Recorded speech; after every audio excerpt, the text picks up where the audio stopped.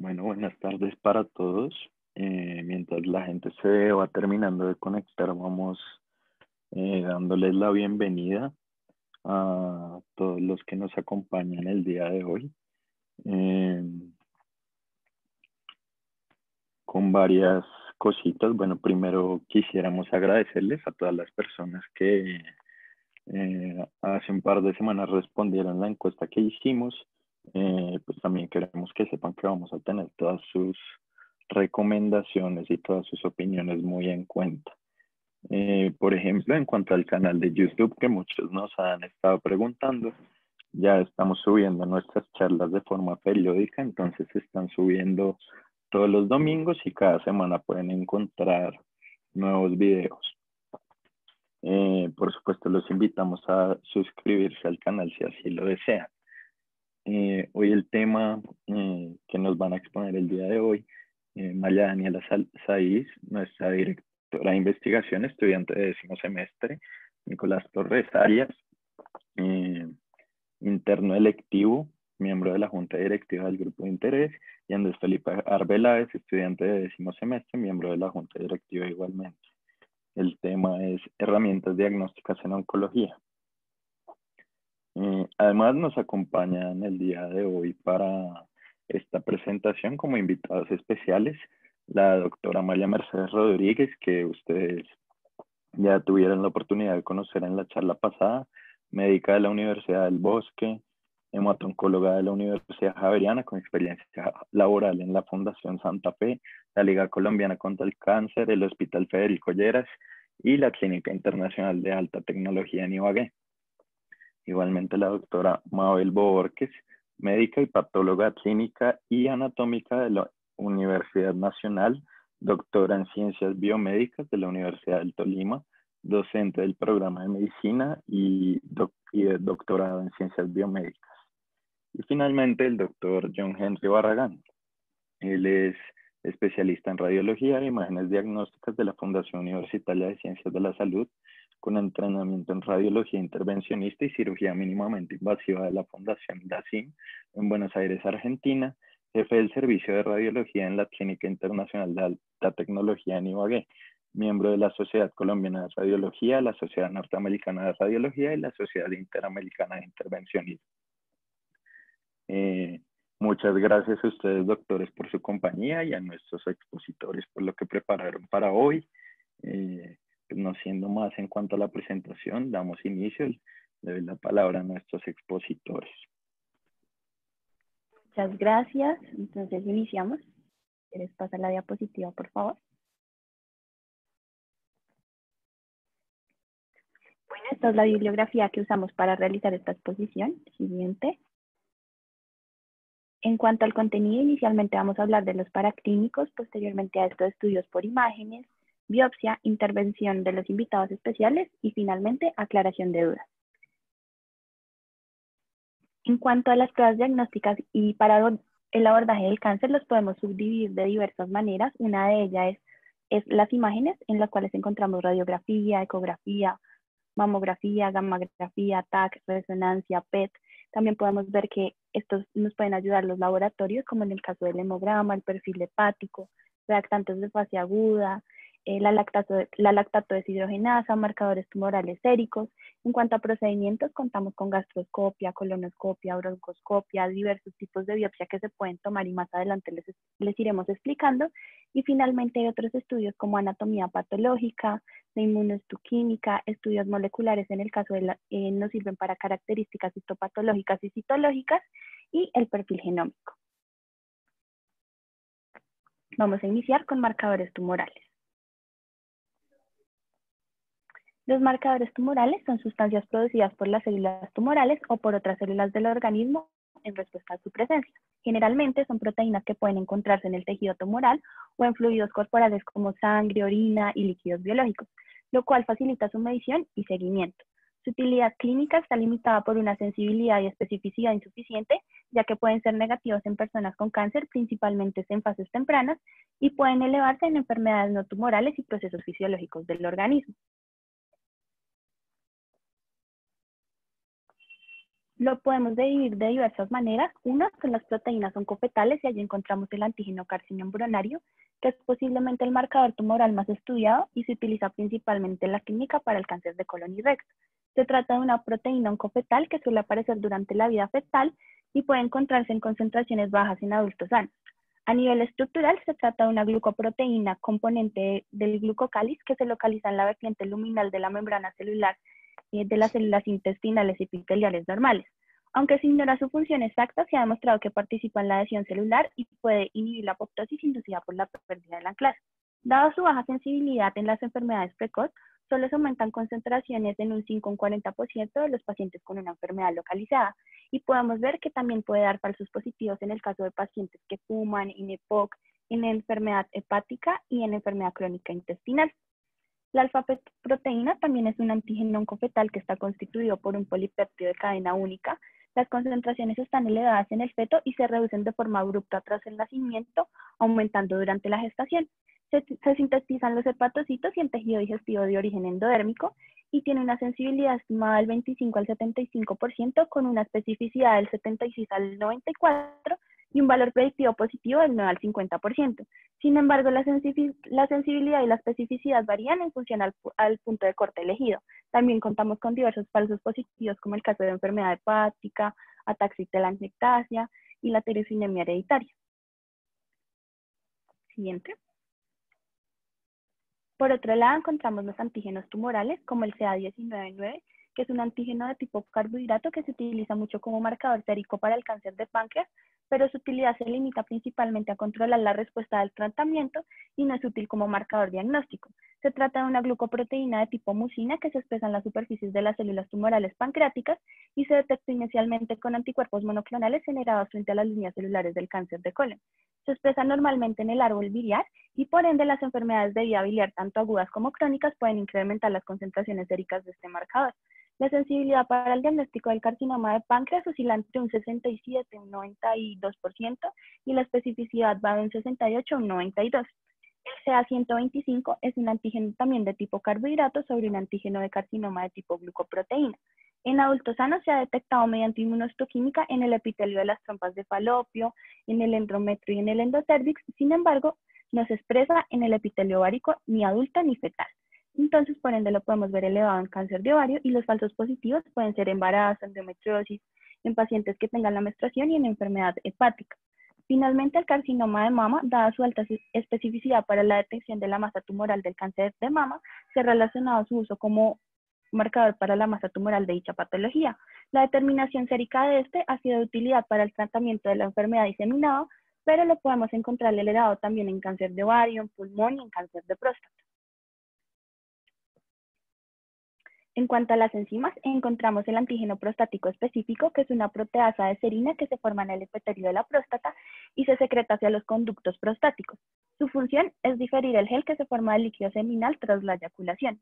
En condiciones normales, solo una pequeña cantidad pasa a la circulación y al aumentar el tamaño de la glándula, como en el caso de la hiperplasia prostática benigna o cuando se distorsiona la arquitectura de la misma, se produce un aumento de las concentraciones séricas. Por tanto, se considera como un marcador específico del tejido más que un marcador para cáncer. Además de la hiperplasia prostática benigna, lo podemos ver en diversas situaciones como prostatitis, si se realiza un mostaje prostático, la biopsia de próstata, el tacto rectal, en pacientes que realicen ejercicio, principalmente los pacientes que hacen ciclismo o que practican esos tipos de deporte. Y también encontramos otras enzimas como la lactato deshidrogenasa, que pues puede estar elevada en diversas situaciones tumorales, pero pues no es muy específica. En cuanto a las hormonas, también podemos identificar la calcitonina, la gastrina, la insulina y la beta-HCG que se elevan en diversos procesos. Finalmente, los marcadores basados en el ADN, entonces ahí encontramos que las mutaciones específicas de los oncogenes, los genes supresores de tumores y los genes de reparación de errores pueden servir como biomarcadores. Estas mutaciones pueden producirse en la línea germinal, como en el caso del protooncogen RET. También pueden ser mutaciones somáticas, como las mutaciones que se dan en el P53 en diversos tipos de tumores, o pueden hacer alteraciones cromosómicas, como la translocación 922, que se genera un oncogen BCR-ABL, y estos nos sirven para detectar precozmente el cáncer, para generar la predicción de la respuesta al tratamiento y dar un pronóstico más asertivo. En cuanto a la genómica, Lo encontramos que esta nos sirve para complementar los criterios estándar aplicados para la caracterización de tumores, como las apariencias histológicas, los marcadores citogenéticos y la expresión de proteínas marcadoras específicas. También nos ayudan a aumentar la capacidad para discriminar entre diversos tumores y nos ayudan con el pronóstico al tratamiento. Finalmente, también vemos que son de gran importancia para la investigación básica, ya que vamos identificando diversos genes involucrados en un proceso de enfermedad y así pues podemos reconocer a qué se asocian cada uno. En cuanto a la terapia dirigida, el descubrimiento de genes impulsores específicos y sus mutaciones en los cánceres han abierto una nueva vía para los tratamientos, para que sean menos tóxicos y sean más dirigidos con precisión. Los oncogenes activados son el objetivo tentador para la terapia del cáncer a través del bloqueo directo de su función aberrante. Aquí tenemos una tabla que nos muestra diversos ejemplos, uno de ellos es el cáncer de mama, y aquí vemos que el gen conductor y la mutación puede ser el HER2 amplificado, la terapia se puede realizar con trastuzumab, y el mecanismo de acción de este va a ser atacar directamente los anticuerpos monoclonales anti-HER2.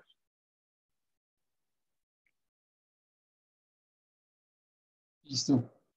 Bueno, entonces, en todo paciente oncológico, normalmente, pues, cuando sospechamos que tiene una neoplasia maligna, procedemos a ordenarle algún estudio por imagen para poder determinar las características de la neoplasia maligna. Entonces, los estudios más utilizados en la práctica clínica son los que ven a mano derecha, son la ecografía, la radiografía, que hoy en día pues, ha perdido un poco el valor de utilidad en la clínica, pues porque hay nuevas tecnologías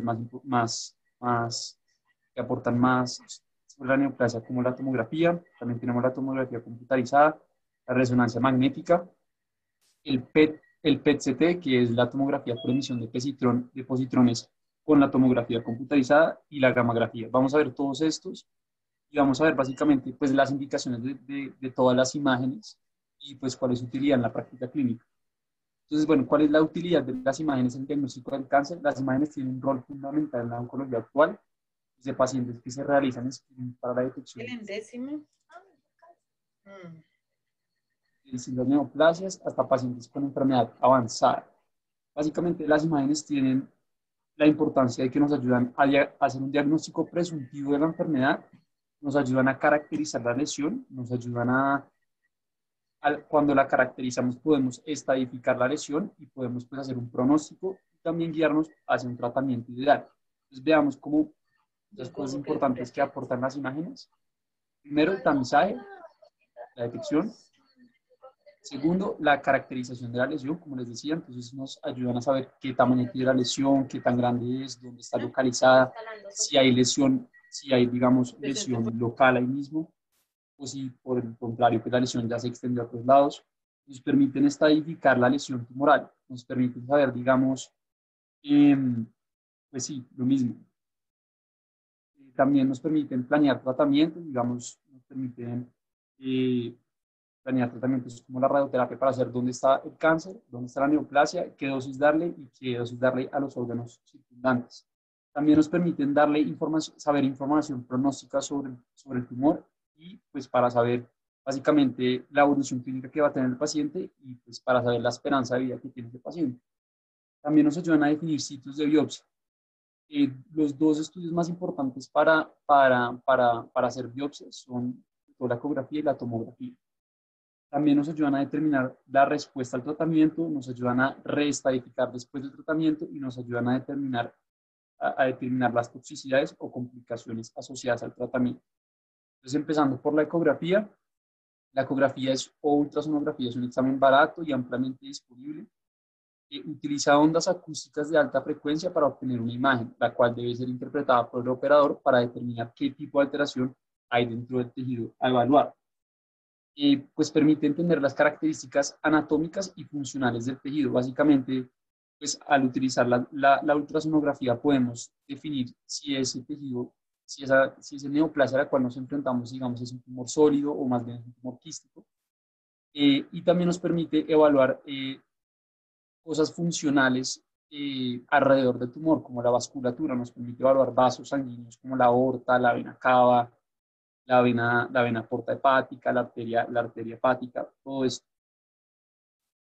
Pues es muy importante para las biopsias, nos ayuda a hacer biopsias en tiempo real y tiene tres limitaciones principales. Primero es que es operador dependiente, o sea, depende de los conocimientos del radiólogo que esté utilizando el ecógrafo. Lo segundo es que muchas veces no es útil para evaluar estructuras profundas, es decir, como órganos que se encuentran en el retroperitoneo. eh, no podemos caracterizar bien las lesiones que se encuentran en estos órganos si las utilizamos. Entonces, para esto no es tan útil estos exámenes, este método diagnóstico. Y pues tercero, que básicamente también depende mucho del paciente al que nos estamos enfrentando, un paciente que sea cooperador, que pues tenga una buena respiración y que digamos pacientes obesos se dificulta el estudio en este tipo de pacientes.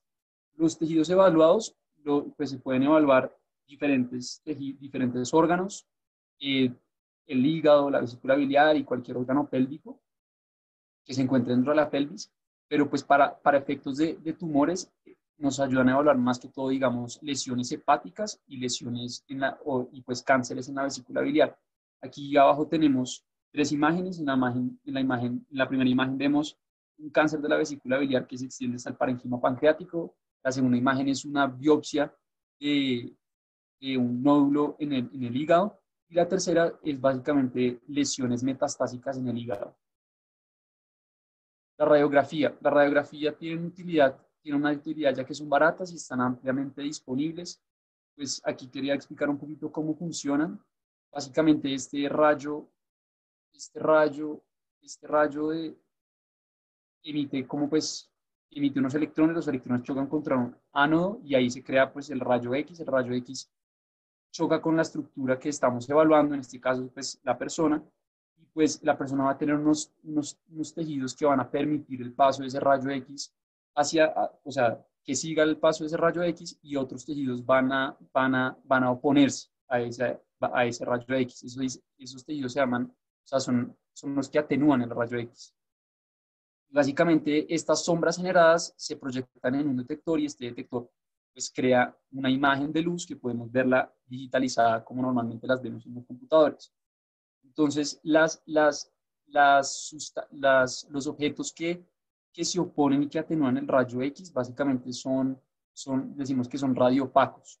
Estos objetos en el cuerpo son sobre todo los huesos que no permiten el paso del rayo X a través de ellos porque pues tienen mucho contenido de calcio y pues generan imágenes blancas. Y por el otro lado, los tejidos que sí permiten el paso del rayo X, como el tejido pulmonar, les decimos que son radiolúcidos y básicamente pues se ven en negros en la imagen, como podemos ver. Entonces, básicamente, bueno, gracias a los avances tecnológicos, estos están siendo reemplazados por otros métodos de exploraciones tales como la tomografía y la resonancia magnética. ¿Cuáles son las indicaciones en pacientes con neoplasias? En pacientes que tienen una masa, que sospechamos una masa en tejido pulmonar, en pacientes que sospechamos una masa en tejido mamario y en pacientes que sospechamos una masa en hueso. Son muy buenas para caracterizar masas en huesos, sobre todo. ¿Cuáles son sus limitaciones? Que pues básicamente generan una estructura en dos dimensiones y pues sabemos que esto dificulta el estudio para ubicar sobre todo la lesión, dónde se encuentra la lesión. Entonces aquí podemos ver tres imágenes. En la imagen A podemos ver un nódulo pulmonar derecho. En la imagen B podemos ver una imagen sobre todo radio opaca en la epífisis del fémur izquierdo, que se relaciona con los osteosarcomas. Y la imagen C podemos ver un nódulo mamario. Esta es una mamografía que pues sí es muy útil en la práctica clínica. Nos permite básicamente sospechar de cualquier proceso canceroso que se está haciendo en el tejido mamario. La siguiente imagen es la tomografía computarizada. Actualmente la tomografía computarizada está establecida como la técnica de imagen dominante para la detección y seguimiento de cáncer. ¿Cómo funciona? Es básicamente la misma dinámica que los rayos X. Estos rayos X como que están, pues el generador del rayo X está dentro de esta estructura y va girando de forma helicoidal y va tomando pues radiografías a medida que pasa por la estructura deseada, ya sea la cabeza, el tórax, cualquier parte. Y genera imágenes a las imágenes que se ven blancas decimos que son imágenes hiperdensas y las imágenes que se ven negras decimos que son hipodensas. Las que se ven grises son isodensas. ¿Por qué es útil? Porque pues permite básicamente saber, nos permite muy bien es caracterizar la anatomía de esa lesión, nos permite saber el tamaño y la ubicación tumoral, nos permite saber cuáles son las estructuras vasculares adyacentes, tiene un alto rendimiento y tiene una alta resolución espacial. Permite entonces básicamente establecer un diagnóstico, nos permite etapificar la enfermedad y sirve como base para el seguimiento. ¿Cuáles son las limitaciones de la tomografía? Pues que es costoso a comparación de otros estudios más básicos como la ecografía y la radiografía, y que pues utiliza radiación ionizante para obtener las imágenes. Aquí tenemos pues varias imágenes. Empezando por la imagen A, vemos digamos una masa en el mediastino cerca al bronquio puente derecho. Podemos ver que es una imagen hiperdensa. Luego tenemos una imagen B, la imagen B que vemos, esta es básicamente pues, líquido libre en la cavidad abdominal, y vemos también que hay implantes peritoneales. Esto sugiere que pues esta persona tiene una carcinomatosis peritoneal. Luego tenemos la imagen C, donde vemos que pues, la persona tiene un nódulo en el pulmón izquierdo, y este nódulo está siendo sujeto pues, de una punción por medio de, o sea, lo están puncionando, están obteniendo una biopsia, y están utilizando la tomografía para guiarse y hacer la biopsia. En la imagen D vemos una neoplasia en la cabeza del páncreas. Pues ahí podemos ver que podemos como caracterizar muy bien la imagen, podemos ver muy bien la neoplasia y podemos ver los vasos circundantes. Es muy buena para saber la anatomía sobre todo. Luego tenemos la imagen E, en donde vemos pues, el colon sigmoide y el recto de este paciente. Vemos que hay una imagen pues, en donde básicamente el medio de contraste se atenúa y forma como una imagen más isodensa. Esa imagen isodensa que vemos ahí en el colon sigmoide pues, es sugestiva de una neoplasia del colon sigmoide. Por último tenemos la imagen F, donde vemos varios focos en el hígado que sugieren pues, que es una metástasis hepática. La resonancia magnética. La resonancia magnética es un método de imagen anatómico que no utiliza radiación ionizante, y esa es pues, la ventaja principal de la resonancia magnética. Es una excelente opción debido a que tiene una mayor resolución por contraste de tejido que la tomografía, y además tiene diferentes secuencias para evaluar el tejido, como lo es T1 y T2 y otras. Bueno, no voy a entrar en cómo funciona, pero básicamente pues, las ventajas de utilizar este examen es que permite como ver en detalle muy bien los tejidos, permite muy bien la visualización anatómica de los diferentes tejidos en el cuerpo, sobre todo de los tejidos blandos. Entonces nos sirve muy bien para ver cualquier masa que se encuentre en un tejido blando, en músculo, en cualquier tejido dentro de la pelvis, en cualquier órgano dentro de la pelvis. Bueno, ¿cuándo se utiliza la resonancia magnética? Bueno, para pacientes que no toleran un medio de contraste yodado utilizado en la tomografía, para pacientes con nefropatía, en donde pues también el medio de contraste no va a poder ser expulsado, y en pacientes en los que se sospeche que tienen lesiones neoplásicas en diferentes órganos. Digamos, para pacientes que tienen lesiones neoplásicas en hígado, que la tomografía no permite una buena resolución y no permite una buena caracterización de la lesión, es muy útil la resonancia magnética. También para cualquier órgano que se encuentre dentro de la pelvis, la vagina, el cérvix, el endometrio, los ovarios, la próstata, el colon, el recto y el ano. ¿Cuáles son sus limitaciones? Tienen un alto costo. A diferencia de la tomografía, la tomografía depende del sitio donde se haga, depende el tejido a evaluar, pero básicamente las tomografías pueden estar en 100.000, 200.000, 300.000, 400.000 pesos. Las resonancias magnéticas cuestan más, pueden costar alrededor de 400.000, 500.000, 600.000, hasta 1.000.000 de pesos, dependiendo del tejido y dependiendo de la institución que la haga.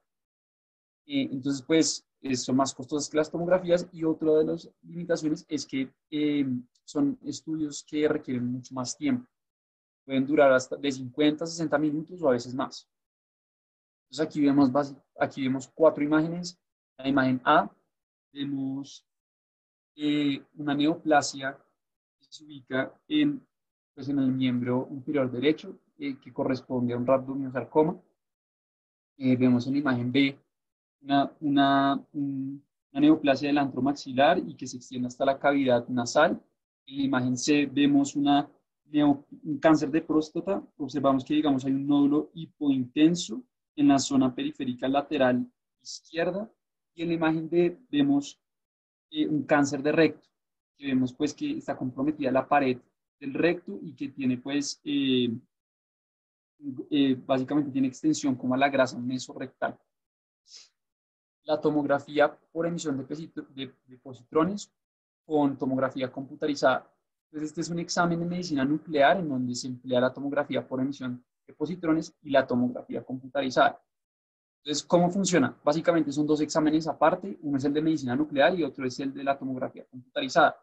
El de medicina nuclear básicamente se utiliza un material radiactivo que se llama un trazador y ese trazador pues se le da al paciente, se le da ya sea por vía intravenosa o inhalado o por vía oral, y ese trazador, que puede ser un isótopo de fotón único o un isótopo emisor de positrón, básicamente viaja a algún tejido y se deposita en ese tejido. Y pues tomamos imágenes de ese tejido y vemos qué tanto depósito de ese isótopo hay en ese tejido. Y bueno, el isótopo más utilizado en la práctica clínica es este que vemos acá, el 18-FGD, que es el 18-fluorodeoxiglucosa, que es un análogo de la glucosa. Entonces uno se lo da al paciente y este medicamento entra en sangre y se deposita pues entra a la célula y básicamente se acumula dentro de la célula. Las células que tienen un proceso glucolítico muy activo, como las células cancerosas, pues van a tener mucha captación de este trazador. Entonces, básicamente, donde haya la neoplasia va a haber como una iluminación va a haber una iluminación de esa parte del tejido, que es lo que le decimos que es una zona es una zona con hiperactividad. Este examen entonces nos aporta información funcional y metabólica del tejido, es decir, nos dice qué tanto metabolismo está teniendo ese tejido.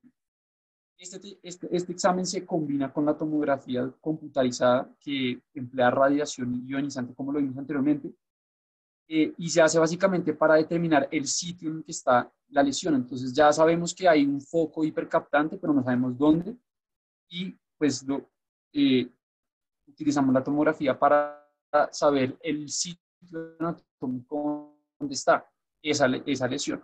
Entonces básicamente nos aporta dos cosas importantes, el estudio metabólico y el estudio anatómico de la lesión. Aquí podemos ver entonces a mano izquierda una tomografía normal, la que sigue es una tomografía por emisión de positrones, que vemos pues un foco hiperactivo, hipercaptante. Luego vemos la combinación de las dos, que es básicamente que vemos que ese foco, podemos ver la ubicación y la hipercaptación del medio de contraste del radioisótopo. Entonces, actualmente es el examen de elección para caracterizar un número importante de patologías neoplásicas y detecta múltiples tumores malignos sólidos, excepto las neoplasias de vías urinarias, los de próstata y las neoplasias cerebrales. ¿Cuáles son pero pues esto obviamente viene, eso bueno. ¿Cuáles son entonces las indicaciones de este examen? Es útil para el estudio inicial y la estratificación, es útil para la evaluación del tratamiento y es muy importante para el seguimiento para cada tipo de cáncer.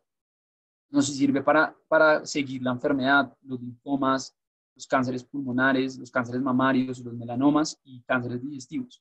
Entonces, básicamente es importante porque podemos tomar un examen o sea, cuando diagnosticamos la lesión neoplásica, y podemos ver dónde se ubica y qué tanta captación tiene ese tejido, y podemos luego el tratamiento hacerle otro estudio igual para saber si esa lesión ha disminuido en tamaño y si ha también disminuido en el metabolismo que tiene.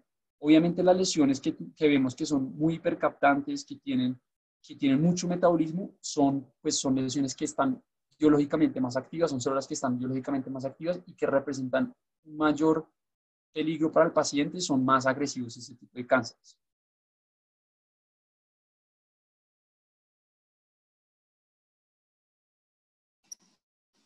Bueno, entonces vamos a discutir un poco sobre algunos otros métodos diagnósticos útiles en oncología y para ello trajimos acá, dado que ya hemos visto un poco de algunas imágenes, un caso clínico para comentarlo.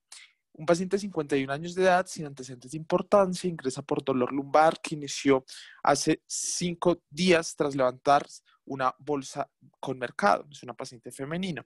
A la revisión por sistema se refiere que tiene melenas escasas hace una semana, ciclos irregulares y adicionalmente tiene unos paraclínicos con un hemograma, una función renal y unos electrolitos normales. Se realiza la radiografía como lo podemos ver acá. En la flecha nos muestra una fractura a nivel vertebral de L2, en donde después se caracteriza con una resonancia magnética nuclear que ya hemos visto, la utilidad que en este caso nos ofrecería, dado que pues, hay que caracterizar la fractura y mirar si hay unas lesiones circundantes. En principio, la historia clínica es importante, dado que en este caso, por ejemplo, vamos a tener una paciente que no es posmenopáusica, que no tiene un trauma significativo para tener una fractura vertebral por fragilidad, dado que pues el trauma es menor y es necesario caracterizarla. En la resonancia únicamente se ve la misma fractura observada en la radiografía con pérdida de 10% de la altura del cuerpo vertebral. Entonces, la conducta que uno eventualmente podría tomar, ¿cuál sería? Pues esta era una encuesta que creo que trajimos acá. No sé si la podemos poner para ponerlo en la audiencia. Bueno, creo que hay un problema con la encuesta, pero en general la idea es tratar de discutirlo entre todos. Y una de las propuestas terapéuticas era, dado que es una fractura por fragilidad, si vamos a iniciar terapia con antirresortivo, con tipo de denosumab, si vamos a solicitar una biopsia de la fractura, o si vamos a solicitar una gammagrafía ósea, o iniciar una terapia osteoformadora con teriparatide, o vamos a solicitar una biopsia de médula ósea. Entonces, a continuación vamos a estudiar algunos de los exámenes más importantes respecto a algunos estudios tumorales. Y dentro de ellos, entonces, tenemos que destacar algunas cosas. Primero, como lo dijimos, hay una sospecha de que haya un secundarismo por esta fractura, ya sea una lesión primaria en este lugar de la fractura o ya sea como una manifestación extratumoral que allí no sea la fractura, pero que nos esté generando un aumento de la resorción ósea significativa o que haya una metástasis allí en esta lesión. Y es allí donde uno de los estudios pues, que más nos va a servir para caracterizar esas lesiones que eventualmente pueden llegar a ser secundarias en estos procesos óseos va a ser la gammagrafía ósea. Eventualmente, pues por ser una fractura leve, no se beneficia de terapia osteoformadora y mucho menos en un paciente que eventualmente vamos a sospechar secundarismo. Y pues la terapia con denosumab podría estar indicada, pero hay que buscar la causa de por qué esta paciente premenopáusica se está fracturando con tan solo levantar unas bolsas de mercado. Siguiente, por favor. Entonces, es allí donde tenemos cabida a la gammagrafía ósea. ¿Qué es la gammagrafía ósea? Similar a las imágenes de pronto que hemos visto en medicina nuclear, en la cual existe un radiotrazador. Ese radiotrazador usualmente se une o se acopla a cristales de hidroxiapatita. Estos cristales de hidroxiapatita van a estar a nivel óseo, especialmente en la actividad osteoblástica. Es de allí que cuando hay en los sitios donde hay una producción ósea, pues va a haber una realce o una captación como tal de la gammagrafía. Tener en cuenta que pues en general el recambio óseo, tanto actividad osteoblástica como osteolítica, es permanente en tejido sano. Sin embargo, pues aquí justamente en ese tejido que tiene una acción, una actividad osteoblástica mucho mayor, como podría ser en algunos tipos de neoplasias, tanto primarias como secundarias del sistema óseo, pues va a existir un realce mayor. Tener en cuenta que si bien esta actividad osteoblástica pues va a ser la que nos va a marcar principalmente, hay generalmente, aún así sean lesiones osteolíticas, va a tener una actividad osteoblástica un poco mayor que eventualmente nos va a captar. Sin embargo, esto es importante tenerlo en cuenta porque en algunas lesiones estrictamente osteolíticas que no tienen una actividad osteoblástica muy marcada, nos puede dar un falso negativo. Otra de las circunstancias que tenemos que tener con la gammagrafía ósea es que es un examen inespecífico. Eventualmente nos va a decir esta actividad osteoblástica aumentada en un lugar un lugar de allí. Sin embargo, pues eventualmente hay algunos procesos infecciosos, inflamatorios, como por ejemplo una osteomielitis, diferentes enfermedades no necesariamente malignas, nos pueden llevar a una positividad en este examen.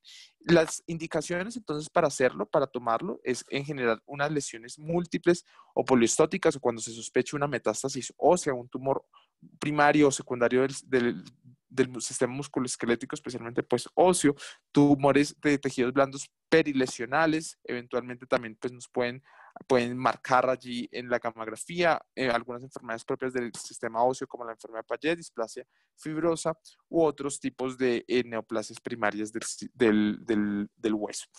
En general, la interpretación nuevamente es respecto a las lesiones. En este caso, por ejemplo, teníamos una lesión ósea. Al hacer una gamografía pensaríamos que debe haber un punto caliente.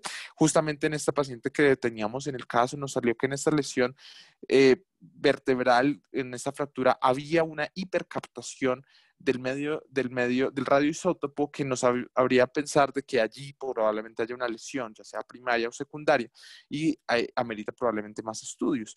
En general, entonces vamos a tener que, si tenemos esos puntos calientes, tenemos que pensar y hacer un diagnóstico respecto a las anomalías radiográficas o tomográficas o inclusive por resonancia, en las cuales pueden ser tanto de metástasis como una enfermedad benigna, o eventualmente pues pueden ser normales en algunos casos. Tener en cuenta que pues en estos escenarios siempre hay que tratar de correlacionarlo con una imagen más especializada como una tomografía o una resonancia magnética para tratar de caracterizar esto. Tener en cuenta que en el caso, en la resonancia no había una circunstancia diferente a la fractura propiamente dicha. Sin embargo, por ejemplo, en fracturas agudas, el estado de lesión o la inflamación local que conlleva una fractura, pues también puede ser un factor que nos puede ser confusor respecto a si es una inflamación por la fractura o si es un proceso neoplásico asociado. Siguiente, por favor. Es aquí uno de los ejemplos en donde pues habitualmente el sistema óseo normal, como lo vemos en la izquierda, va a tener una captación homogénea del radioisótopo. Entre tanto, en enfermedades poliostóticas, como lo vemos en la imagen de la derecha, vamos a tener una hipercaptación mucho mayor en esos tejidos donde probablemente haya una actividad osteoblástica mucho más marcada. Siguiente.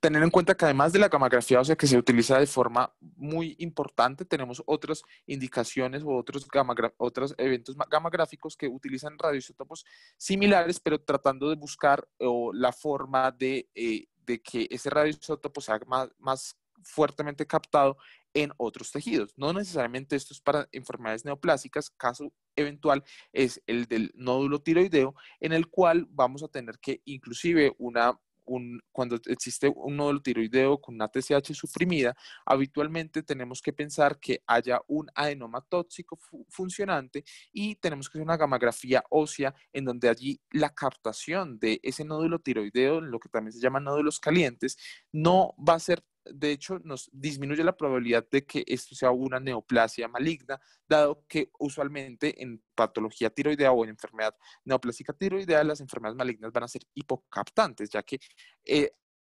la funcionalidad de estas lesiones malignas pues no es tan importante como el resto del tejido tiroideo. Entonces allí es otro ejemplo en el que una gamografía eventualmente nos puede ser útil para tratar de diferenciarlo en este escenario de que existe una supresión de la TSH. Vamos a ver también que pues en el enfoque del nódulo tiroideo, si no existe tal supresión de la TSH, una gamografía eventualmente no está indicada.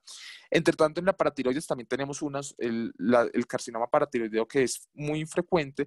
Eventualmente se puede en algunos casos presentar como un hiperparatiroidismo muy severo, en los cuales podríamos beneficiarse de una gamografía de paratiroides para tratar de identificar en cuál paratiroides o dónde está el foco que está produciendo esa gran cantidad de PTH. Tener en cuenta que también existen adenomas paratiroideos benignos que pueden generar también ese hiperparatiroidismo, y de hecho son más frecuentes que el carcinoma paratiroideo, pero pues esto nos podría ayudar a identificar en qué lugar exactamente está marcando y ayudar especialmente en el manejo quirúrgico respecto al abordaje que se va a realizar.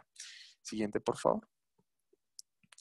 Ahora bien, teniendo en cuenta ya todos estos enfoques de imágenes, probablemente el examen que en muchos casos va a ser la elección o el diagnóstico definitivo para las neoplasias en general va a ser las biopsias. A grandes rasgos hay 3 grandes grupos en donde tenemos la excisionar,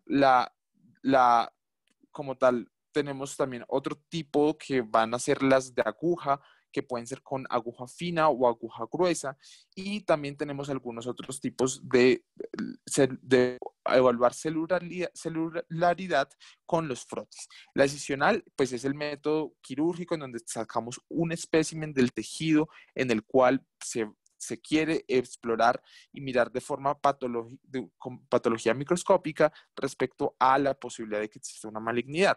Usualmente es el método que conservan la mayor cantidad de estructuras, no solo del tejido, sino circundantes, por lo que puede ser mucho más útil para el estudio histológico molecular. El problema es que pues, va a ser el método más invasivo, teniendo en cuenta que se debe sacar una muestra específica del tejido. Otras de las formas de hacer este tipo de biopsias, que usualmente pues, van a ser métodos más invasivos, son las biopsias de algunas lesiones por aguja, en las cuales se va a hacer una aspiración del tejido que allí se encuentra. Esto es útil en tiroides, en nódulos linfáticos o en mama, pero va a ser un estudio pues, menos invasivo, aunque la interpretación puede variar y puede dar menos herramientas al patólogo para hacer el diagnóstico. Entre tanto, el frotis pues, es también un examen que lo hacemos, por ejemplo, en la citología cervical uterina o en algunos casos en los cuales tenemos eventualmente derrames pleurales con sospecha para neoplásica, que eventualmente podrían verse células anormales allí que nos podrían sugerir de neoplasias. Sin embargo, va a tener una menor sensibilidad que hacer una biopsia como tal de la lesión o del tejido específicamente que queremos evaluar. Siguiente. Si bien en el grupo pues vamos a tener una revisión específica de algunos de estos temas, a grandes rasgos, para dar un enfoque de los tipos de biopsia que podemos tomar, traje 3 grandes grupos en los cuales podríamos pensar en algún tipo de biopsia específico y tener en cuenta que si bien ya dijimos que la excisional ofrece el mayor grande detalle anatómico, las otras biopsias en algunos escenarios también se pueden utilizar especialmente en dependencia del tejido, y esto es lo que proponen algunas guías. Es el caso de la biopsia de mama, donde tenemos varios algoritmos que en dependencia de los hallazgos de la mamografía, esto vamos a tener una revisión específica de esto. Sin embargo, teniendo en cuenta que ante una sospecha de que no existe una malignidad específica, podríamos o cuando existe un bajo riesgo de malignidad, tenemos que hacer un seguimiento a los pacientes, y en aquellos pacientes en los cuales existe una sospecha altamente de malignidad, podríamos eventualmente pensar una biopsia. Esta biopsia acá en la biopsia de mama usualmente se hace con la aguja gruesa, y la razón ya la vamos a exponer. Siguiente, por favor. Entonces acá también tenemos otro escenario en los cuales eventualmente tenemos una alta sospecha de malignidad, o que en el seguimiento de esas lesiones que tenían baja sospecha ya ha tenido un crecimiento significativo o ha cumplido unos criterios específicos para pensar en hacer una biopsia. Nuevamente, la biopsia de aguja gruesa es la elección. Siguiente, por favor. Y finalmente, hay algunos escenarios en los cuales uno podría pensar que el paciente podría beneficiarse de una aspiración con aguja fina, por ejemplo, en la sospecha de quistes complicados, podría eventualmente utilizarse este método. Siguiente. Y la razón de ello es que hay algunos estudios que han tratado de evaluar cuál es la utilidad de una aguja fina o la aspiración por aguja gruesa en las biopsias o en la recolección de tejido de mama. Acá traje una revisión sistemática que realizaron un metaanálisis, en lo cual unen varios estudios al respecto, comparando la aguja delgada o la aspiración de aguja fina con la aspiración de aguja gruesa, teniendo en cuenta que la sensibilidad, especialmente entre los 2 métodos, varía de forma significativa, siendo del 74% en la aguja fina y del 87% en la aguja gruesa. Entre tanto, la especificidad es similar, siendo el 96% en la aguja fina y del 98% en la aguja gruesa, Y es de allí que la mayoría de las guías internacionales recomiendan esta aproximación diagnóstica al ofrecer una mayor sensibilidad. Siguiente, por favor. Otro de los escenarios en los que podríamos emplear algún tipo de biopsia de las que ya hemos mencionado es la de tiroides. Como mencionábamos, en la mayoría de los casos de nódulo tiroideo, eventualmente si no tenemos supresión de TSH y no necesitamos una gammagrafía, vamos a utilizar algunos hallazgos ecográficos respecto a la caracterización de esa lesión. Esos hallazgos ecográficos nos va a clasificar el nódulo en un patrón benigno, en muy bajo riesgo, intermedio o alto riesgo, y en dependencia de su tamaño y el tipo de riesgo, se va a considerar utilizar una citología o una aspiración de aguja fina. Y es allí donde este método diagnóstico, por ejemplo, en la aproximación del nódulo tiroideo, tiene una aplicación significativa y ha estado bastante bien estudiado, y las guías recomiendan hacerlo y a partir de allí tomar las decisiones con la clasificación de Bethesda. Eso claramente las cosas específicas de este enfoque pues se va a ver en otra revisión. Siguiente, por favor. Ahora, otro ejemplo para finalizar este bloque de biopsia es el linfoma, en donde cuando existe una sospecha de linfoma de forma significativa, tenemos síntomas B o tenemos unas adenopatías o adenomegalias generalizadas con alta sospecha que podría contener un síndrome linfoproliferativo sólido como es un linfoma. En este escenario podríamos considerar una toma de biopsia del ganglio o de esa adenomegalia que eventualmente estamos sospechando que pueda tener un componente de malignidad, y también surge la pregunta si una aguja fina o una aguja gruesa o si es necesario hacer una biopsia excisional. Aquí hay algunos estudios que han tratado de mirar esa aproximación de los métodos menos invasivos porque existen menor riesgo de sangrado, menor riesgo de complicaciones y menor dolor postoperatorio. Pero infortunadamente en este escenario la aguja fina o la aguja gruesa ha mostrado que alrededor de un 25 a un 35% de los pacientes, a pesar de hacer el aspirado inicial, requieren una biopsia excisional, ya que no tenemos unos criterios o no tenemos una clasificación exacta para poder plantear un diagnóstico. En este estudio trataron de clasificar haciendo solamente aguja fina, solamente aguja gruesa o inclusive utilizando ambas técnicas para evaluar en qué fracción de estos pacientes que se utilizan estas técnicas encontramos en un borde en los que se mencionaba en el estudio que era un diagnóstico que no conducía a una acción. Es decir, que eventualmente necesitaríamos una biopsia excisional para poder caracterizarlo y tener un diagnóstico que nos permita instaurar un tratamiento. Y es de allí que la excisional, en general, también es recomendada por las guías internacionales porque permiten tener una mejor clasificación. La clasificación de la OMS para linfomas está hecha a partir de biopsias excisionales y a partir de esto definir un tratamiento óptimo para el paciente. Siguiente, por favor. Tener en cuenta que aparte del método diagnóstico de las biopsias que pueden pues, cambiar en dependencia del tejido y demás, hay algo importante y es que la inmunohistoquímica en la biopsia, que usualmente los clínicos deben de pedirse como un procedimiento aparte una vez se tenga la biopsia sugestiva, también es muy útil en algunos escenarios. Dentro de ellos, mirar en biopsias que no son de primarios de ese tejido, qué características del tejido nos pueden hacer pensar de dónde proviene ese primario. Característicos, la metástasis tiroidea, en la cual tiene unos marcadores específicos para pensar en este. Otro método importante es el método pronóstico y terapéutico, como ocurre en el cáncer de mama. Acá, por ejemplo, tenemos una inmunohistoquímica para el receptor de estrógenos que nos ofrece un riesgo de pronóstico y también unas opciones terapéuticas en algunos escenarios específicos para utilizar medicamentos o tratamientos específicos en dependencia de esta expresión fenotípica que tienen a través de la inmunohistoquímica. Siguiente, por favor. Y finalmente, tenemos la citometría de flujos, que eventualmente es un método que nos va a servir para caracterizar las células en dependencia del tejido donde lo tomemos. Los más utilizados son el de sangre periférica o el de médula ósea, que ya también lo hemos visto en algunas charlas del primer módulo de hematología, que es muy útil para algunos diagnósticos. En general, este método diagnóstico tiene una fuente de luz, tiene un flujo de células que van en fila una tras otra para ser caracterizadas en dependencia de la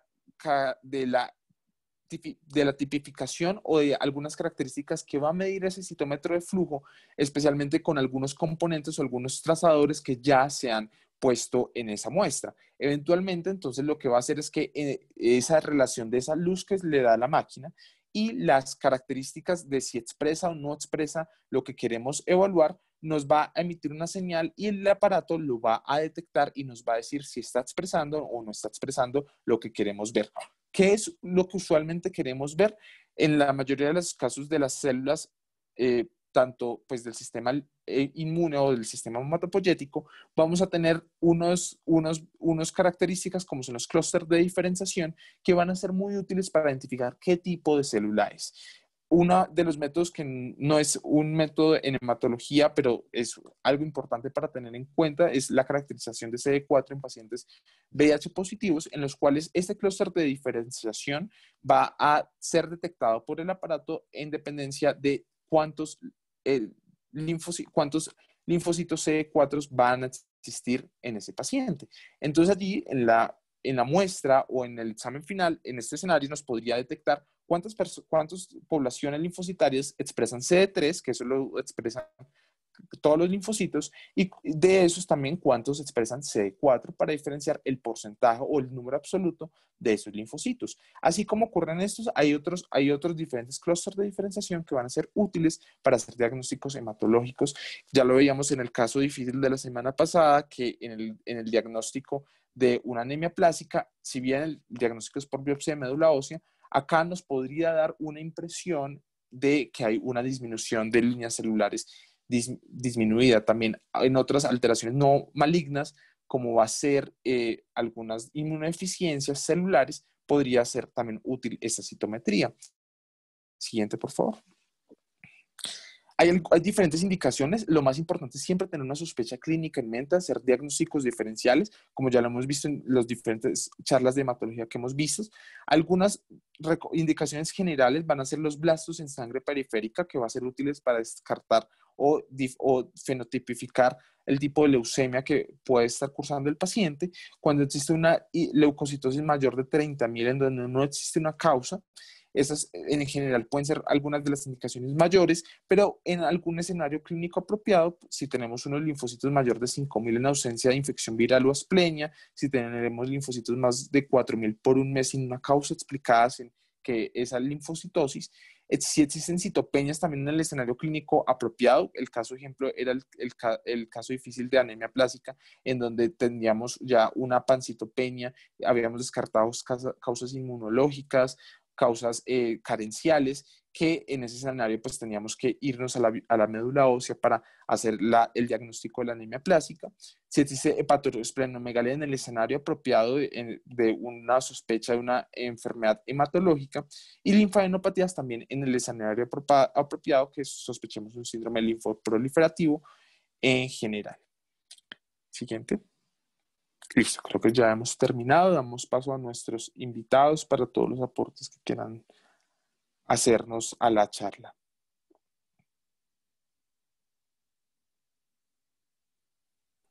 Así que el doctor John Henry Barragán. Bueno, pues primero que todo, nuevamente agradecerles a ustedes la invitación. Segundo, pues muy buena la charla, muy interesante. Y pues ya con respecto a la parte de imágenes diagnósticas, me pareció muy importante la forma como se expuso, se expusieron los diferentes medios diagnósticos que tenemos hoy en día.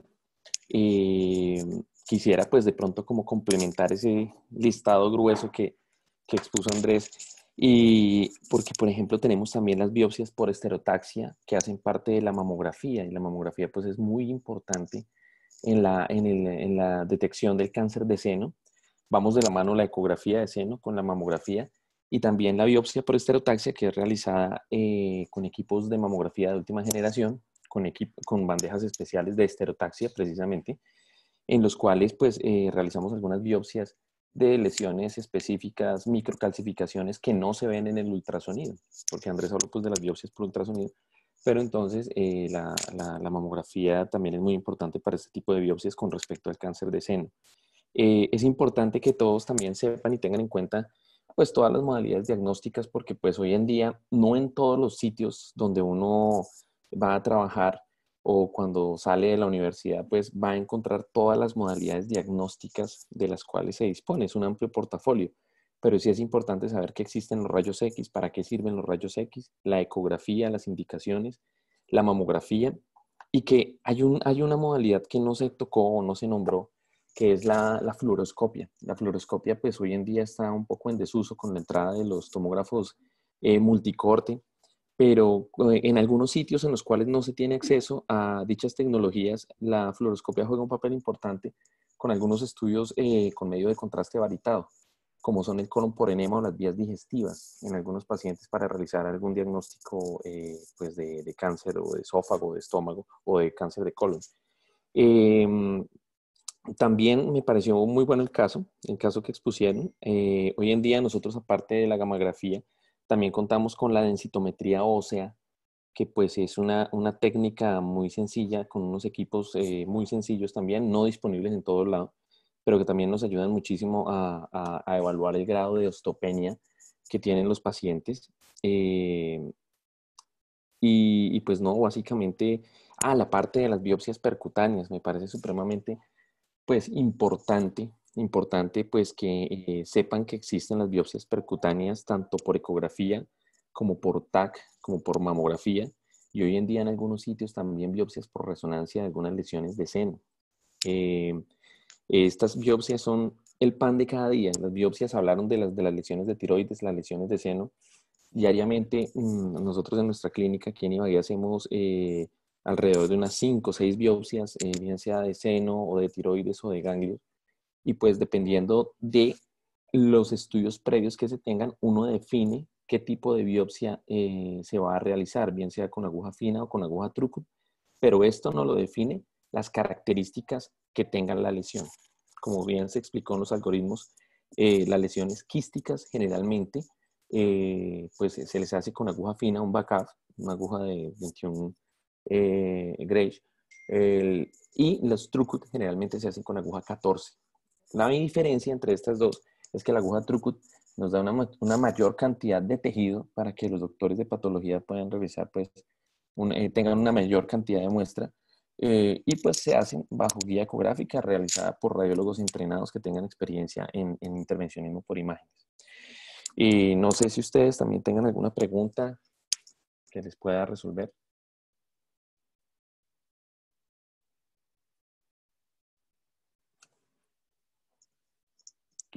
Perfecto, doctor. Pues por el momento no nos han llegado preguntas al chat. Entonces, pues, si alguien tiene alguna pregunta, puede enviarla o pedir la palabra levantando la mano.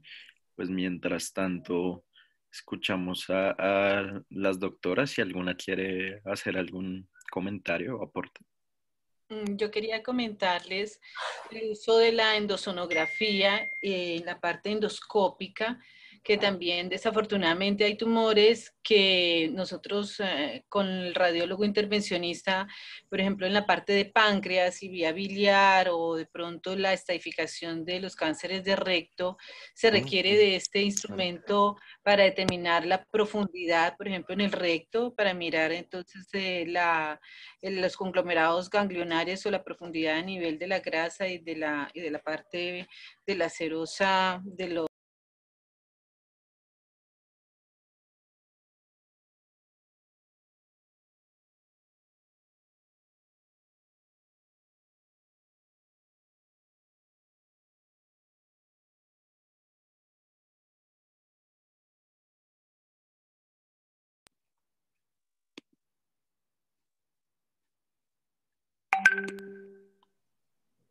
qué pena, me escucharon en la parte de la endosonografía para el diagnóstico de tumores de la vía biliar y páncreas y la parte de la estadificación a nivel de los tumores de recto.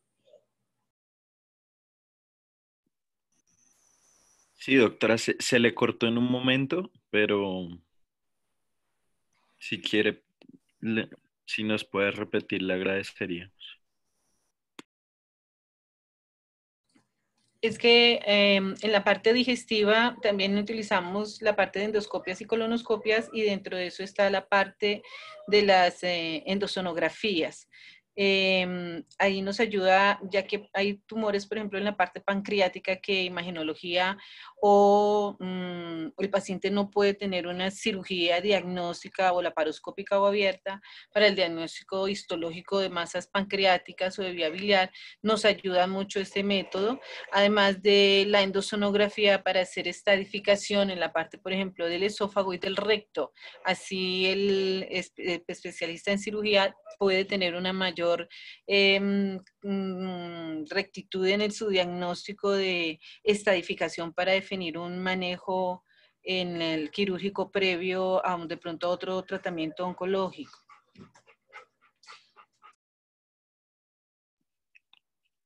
Ok, doctora, muchísimas gracias. Sí, si la doctora Mabel Borges quiera Buenas decir. noches, muchas gracias por la invitación.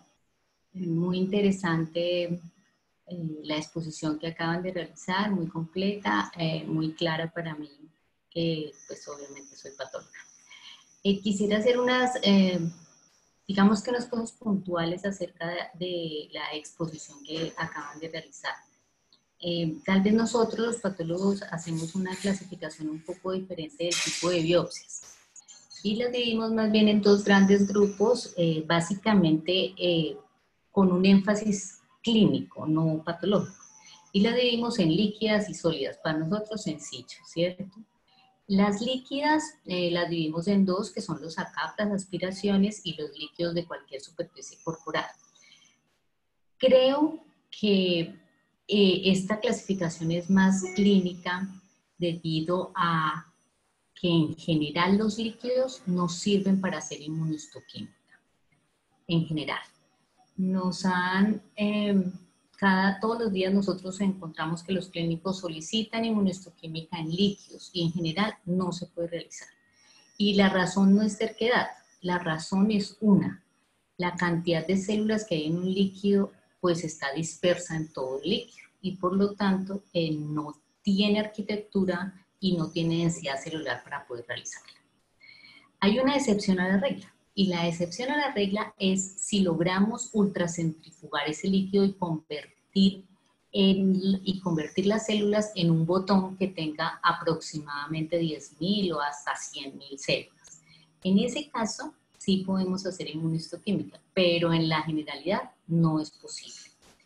Eso es una claridad importante, sobre todo para ustedes que quedó muy claro en la exposición, pero la vida real es una cosa un poco diferente, ¿sí? Asumir esto en la realidad, pues ustedes van a encontrar, como decía el doctor Barragán, diferentes portafolios que en general no tienen todo lo que ustedes tienen a la mano el día de hoy.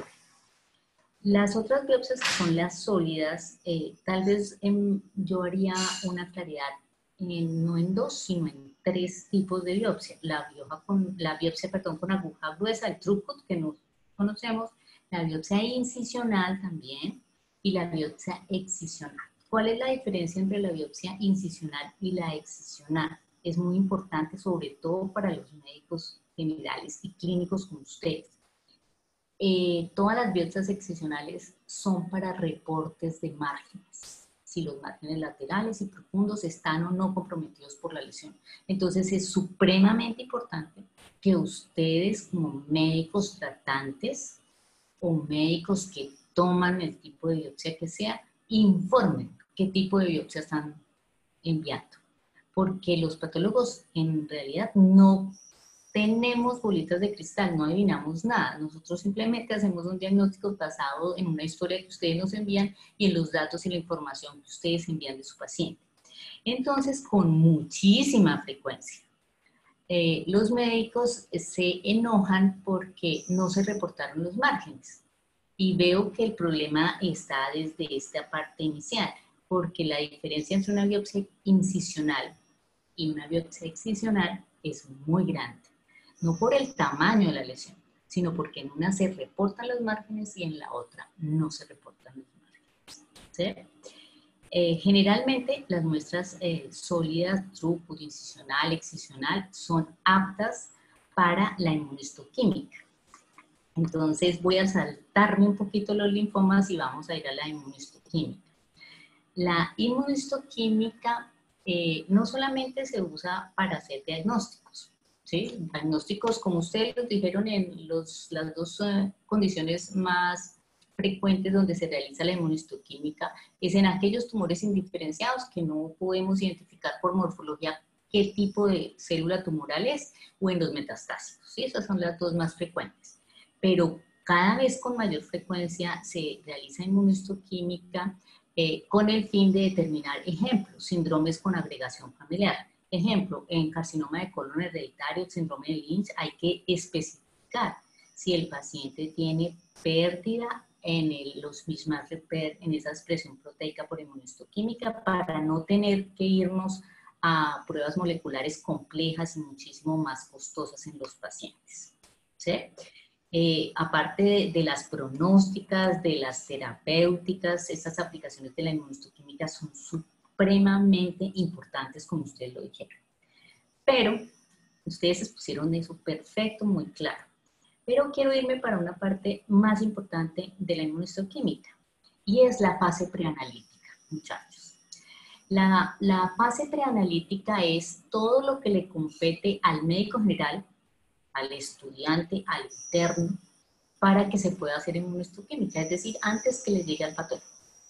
Y esa es la fase más importante que hay en este proceso, porque si la fase preanalítica queda mal, de ahí para allá todo está mal.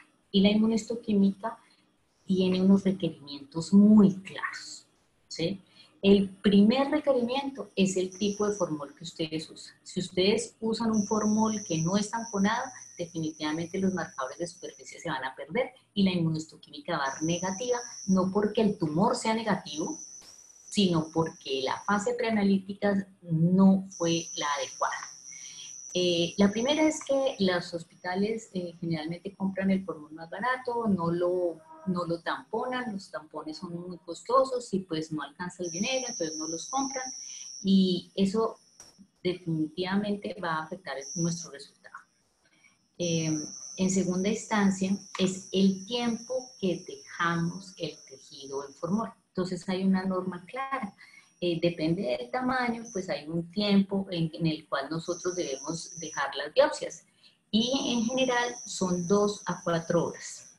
¿Sí? Ese es el tiempo para que una biopsia throughput se fije adecuadamente por el tiempo necesario para que la inmuno dé perfecta. En los especímenes, dependiendo del tamaño, mínimo 6 horas, máximo 48 horas. Y lo que nosotros vemos es que los especímenes en los hospitales duran 72, una semana, un mes en formol, porque no hay contrato con el servicio de patología que va a procesar esas muestras. Entonces, a eso se le llama la fase de isquemia fría o isquemia caliente, como ustedes la quieran llamar, y se debe escribir en esa orden que ustedes diligencian para enviar a patología. Si toman una cuadrantectomía, cualquier tipo de procedimiento, debe ir la fecha y la hora para saber que pasó 2 semanas que la muestra de una biopsia incisional continúa en un formol no tamponado, va a estar quemado y el inmuno va a dar negativo. No solamente va a afectar a la inmunistoquímica, sino va a afectar a todos los procedimientos de biología molecular que ustedes quieran hacer de ahí en adelante. Es decir, una biopsia de mama que va a necesitar receptores hormonales, HER2, que si hay inequívoco negativo hay que hacerle FISH, pues no va a servir. Y la afectada va a ser la paciente. Y créanme que los patólogos pues decimos, no supimos cuánto tiempo estuvo en isquemia fría, no sabemos cuánto tiempo, no sabemos qué tipo de formol que llegó, no sabemos. ¿Sí? Bueno, otra cosa importante, no solamente para la inmunistoquímica, sino las pruebas de biología molecular, es el volumen tumoral. ¿Sí?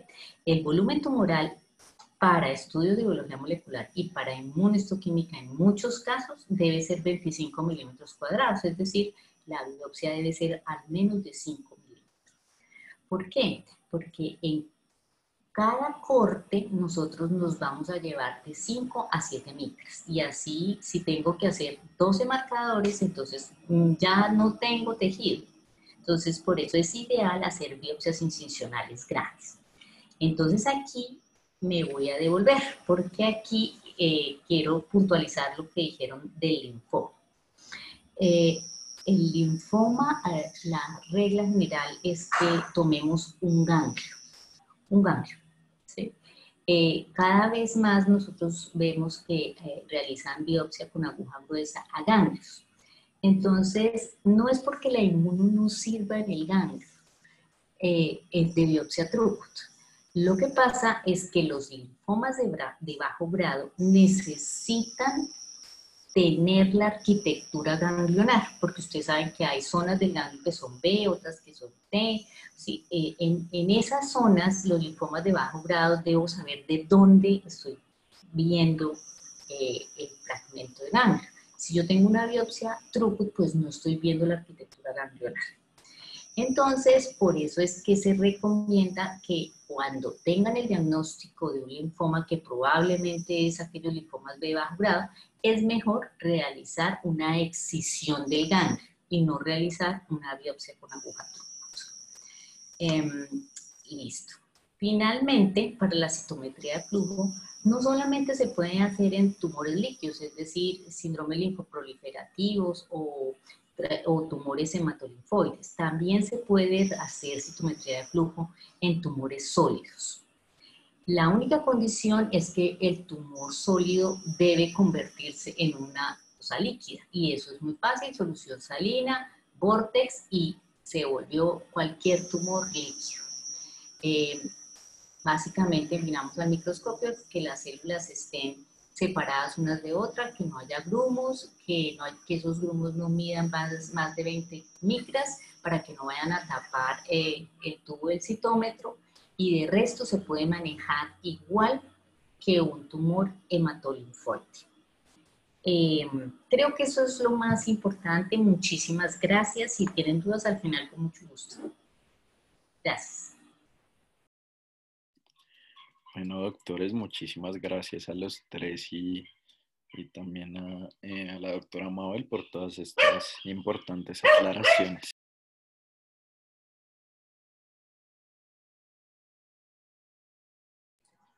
Yo quería preguntarle a Mabel, ¿qué opinas de la biopsia líquida en los tumores, en la identificación de tumores sólidos y la posibilidad de ciertos marcadores que podemos hacer mutacionales en esas células que se recolectan en la biopsia líquida? Sí, cada vez se está usando más, María, cada vez se está usando más la biopsia líquida. El ADN circulante está en auge, Muchos marcadores son muy útiles, se evita la invasión. Bueno, no tiene sino ventajas. ¿Cuál es la desventaja que veo? Es los tratamientos, ¿no? En aquellos pacientes que ya han tenido algún tipo de tratamiento, pues la cantidad de esas células viables en sangre o en cualquier biopsia líquida, pues es menor. Entonces se disminuye mucho la posibilidad diagnóstica. Pero claro, es muy útil. Gracias.